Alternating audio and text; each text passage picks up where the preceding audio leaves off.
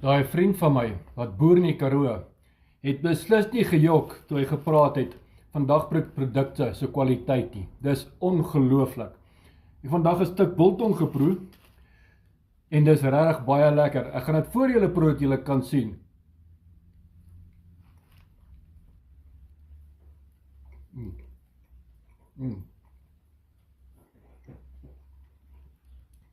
Dis besonder lekker.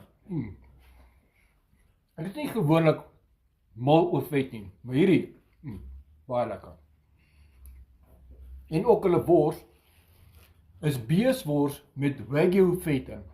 Vir R110 'n kilogram. Waar gaan jy dit ooit kry?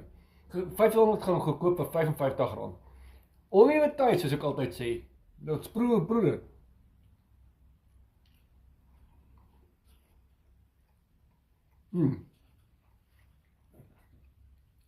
Ongelooflik lekker.